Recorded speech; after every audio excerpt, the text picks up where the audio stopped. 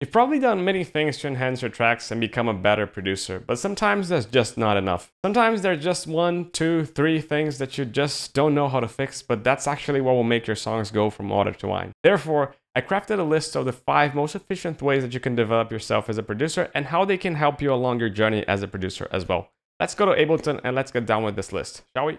Way number 1 is actually by remaking tracks. And remaking tracks can be tremendously helpful because it can give you an outline on what you should do to your own tracks. Back in the day when I started to produce, I remember trying to recreate tracks from Avicii, EDX, Nows, especially because I had no idea how to make songs like that. So recreating tracks like that actually helped me understand what I should do to my own tracks. Not only this, but you've seen me in this channel recreate MIDI synth patches, and that has helped me a lot in my sound designing. When you have to make sounds that are exactly like the one you're trying to achieve, you have to experiment. And by experimenting, you acquire a lot of options and a lot of ways to do the things that you want to do that you can later apply to your own tracks. And that's exactly why remaking tracks is so important.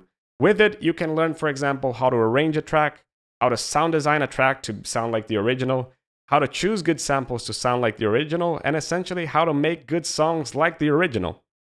Therefore, my recommendation to you here is pick the tracks that you most like in the world and try to remake them to understand how they develop, what elements are they adding, how much of sound design are they applying into their tracks, so you then can do the same thing to your own track. And how will this help you? Well, essentially, by doing this, you understand how you can arrange your own tracks afterwards. You can understand how to choose good samples for your own tracks, and not only this, but how to sound design and achieve a unique sound in your own tracks. So remaking tracks is way number 1 and definitely a recommended one. Let's go to tip number 2. Way number 2 is actually working on multiple genres.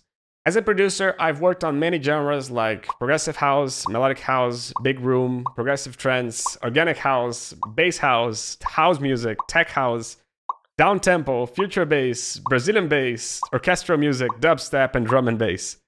And I can't stress enough how much this has helped me. When you work on multiple genres, essentially you'll be able to learn a lot of different perspectives and a lot of different formats that you can later implement into your own tracks.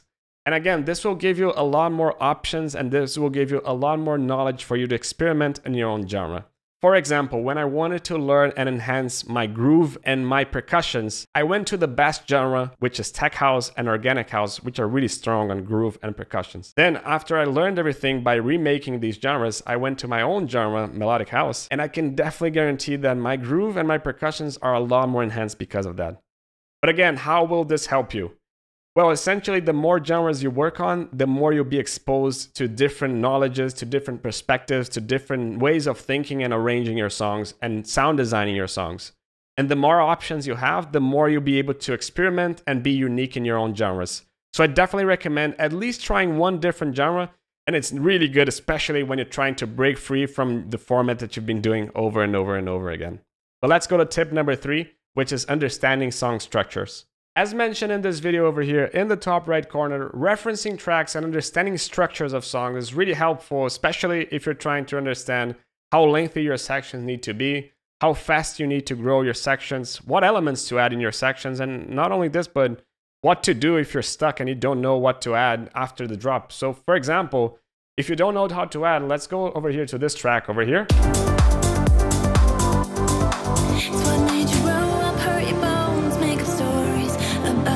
He adds a vocal, he dies the kick, he dies the percussion, and keeps the melody, keeps the pads, and keeps the bass. Why don't you do the same?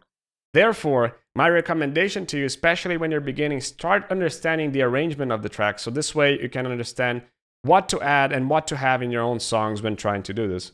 This was something I already mentioned when remaking tracks, but if you're not willing to remake tracks, just understanding and picking tracks and just saying, for example, drop has to be this length, the drop 2 is going to be this length, the break is going to be this length.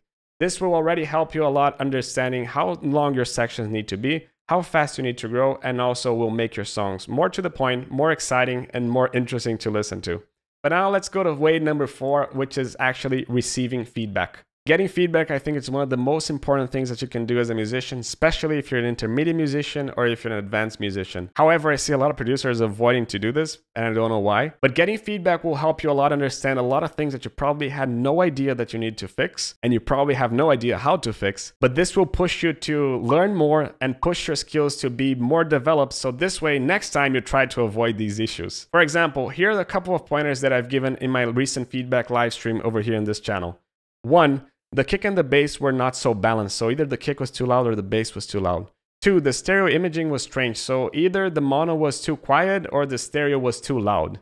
And 3, the arrangement was a bit strange as well, because either the song was too long or was lacking a main character. But getting feedback requires you to set your ego aside and go into a I have to learn mentality. Because some feedback are harsh and they can really hurt you. So when getting feedback, try to put all the ego aside and try to see how the person is trying to help you. Take notice of all the comments that are being said to you and adjust the things that you agree with. But trying to adjust the things that you agree with will force you to learn these things and avoid them in the future. This way, you not only are going to develop yourself, but you're also going to test your songs into the market and see if they're doing well or if they're getting a lot of bad feedback as well, which means that you probably have to develop a bit more before you start sending songs to label as well.